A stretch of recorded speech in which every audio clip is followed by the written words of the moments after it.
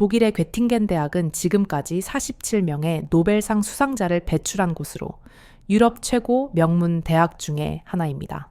특별히 이 대학은 전 세계적으로 수학과 물리학이 아주 강한데요.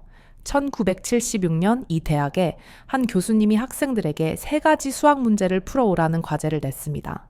이 중 한 학생이 2문제는 2시간 만에 풀었는데요. 마지막 3번째 문제는 쉽게 풀리지 않았습니다. 3번째 문제는 눈금 없는 자와 컴퍼스만 사용해서 17각형을 그리라는 작도에 대한 문제였습니다. 학생은 3번째 문제를 풀고 또 풀었으나 풀리지 않았습니다. 지금까지 자신이 알고 있는 모든 수학 지식을 총동원해도 풀리지 않았습니다. 그러자 이 청년은 내가 반드시 이 문제를 풀고야 말리라는 오기가 생겼는데요. 그는 눈금 없는 자와 컴퍼스를 가지고 이 문제를 풀기 위해 온갖 방법을 다 동원했습니다. 그리고 드디어 새벽녘에 이 문제를 풀었습니다. 수업 시간이 되었습니다.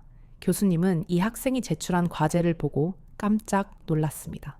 이걸 정말 자네가 풀었느냐고 몇 번이나 물었습니다. 그러자 청년은 이 문제를 푸느라 어젯밤을 꼴딱 세웠다고 하소연을 했습니다. 그러자 교수님은 이 문제를 모든 사람이 보는 데서 풀어보라고 했고 청년은 모든 사람이 보는 앞에서 이 문제를 풀어냈습니다. 그러자 교수님은 바로 이 문제가 지난 2000년 동안 수많은 수학 천재들이 도전했지만 아무도 풀지 못한 수학의 난제 중에 난제라는 사실을 말해 주었습니다. 뿐만 아니라 자네는 정말 수학 천재 중에 천재라고 아낌없이 칭찬해 주었습니다. 그러자 청년은 만약 이 문제가 지난 2000년 동안 아무도 풀지 못한 난제 중에 난제라는 사실을 알았더라면 저는 풀지 못했을 것이라고 했습니다. 저는 그냥 교수님이 내신 숙제로 알았기 때문에 도전했고 풀 수 있었다고 했습니다. 바로 이 문제를 푼 19살의 청년이 수학의 왕이라고 불리우는 가우스입니다.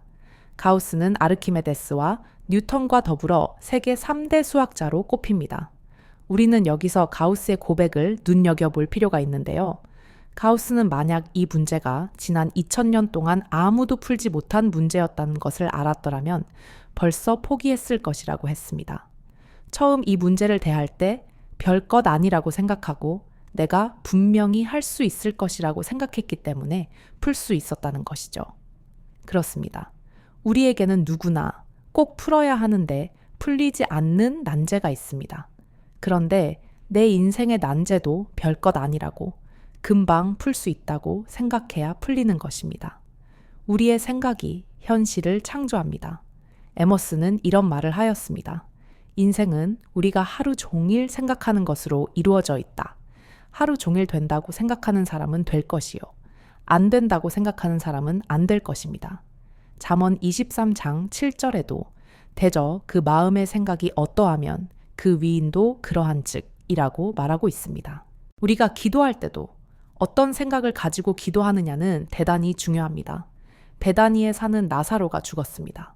그가 죽은 지 나흘째 되던 날 예수님께서 그곳을 찾아오셨습니다. 예수님의 도착 소식을 접한 나사로의 동생 마르다가 급히 나가 예수님을 맞이했습니다. 마르다는 그렇게 애타게 기다리던 주님을 만나자 만약 주님이 여기에 계셨더라면 내 오라버니 나사로가 죽지 않았을 것이라고 하소연을 했습니다. 그러자 예수님은 마르다에게 엄청난 말씀을 하셨는데요.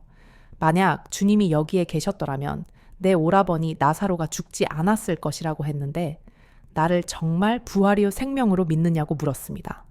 쉽게 말해 난제 중에 난제인 나사로가 지금 당장 살아날 것을 믿느냐는 것입니다. 설사 죽을 병에 걸렸어도 나을 것을 믿느냐는 것입니다. 경제적인 위기 속에 있어도 회복될 것을 믿느냐는 것입니다.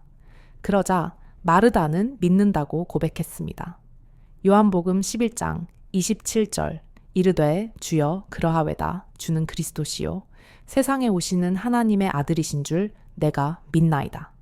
그렇다면 마르다는 정말로 죽은 나사로를 지금 당장 살릴 수 있다고 믿는 것일까요?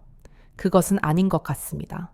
왜냐하면 예수님께서 죽은 나사로를 살리기 위해 무덤 문을 열라고 했을 때 마르다는 오빠가 죽은 지 4일이나 되어 벌써 썩은 냄새가 난다고 했습니다.